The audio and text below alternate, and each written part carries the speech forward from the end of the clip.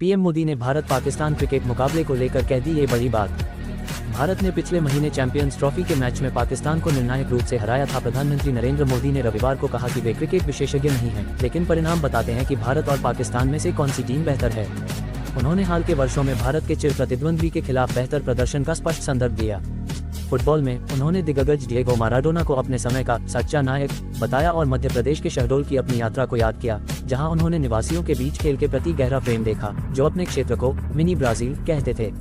अगर हम अतीत की बात करें तो 1980 के दशक में एक नाम जो हमेशा सबसे अलग रहा वह था माराडोना। उस पीढ़ी के लिए उन्हें एक सच्चे नायक के रूप में देखा जाता था। और अगर आप आज की पीढ़ी से पूछें तो वे तुरंत लियोनेल मेसी का नाम लेंगे, उन्होंने पॉडकास्टर लेक्स फ्रिडमैन से कहा जब उनसे उनके पसंदीदा फुटबॉल खिलाड़ी के बारे में पूछा गया।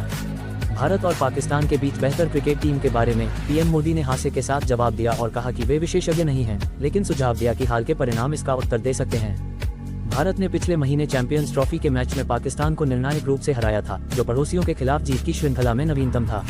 पीएम मोदी ने वैश्विक फुटबॉल पर माराडोना के गहन प्रभाव पर भी विचार किया और उन्हें एक ऐसा खिलाड़ी कहा जिसने अपनी रचनात्मकता और प्रतिभा से खेल को नया रूप दिया। शहडोल की अपनी यात्रा को याद करते हुए मोदी ने कहा कि उन्होंने बच्चों और बड़े युवाओं सहित लगभग 80 से 100 लोगों को अपने खेल के सामान में देखा।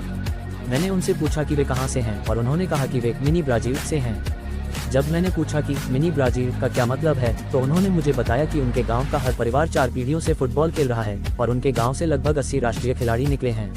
उनके वार्षिक फुटबॉल मैच में आसपास के क्षेत्रों से लगभग 20,000 से 25,000 दर्शक आते हैं, उन्होंने कहा।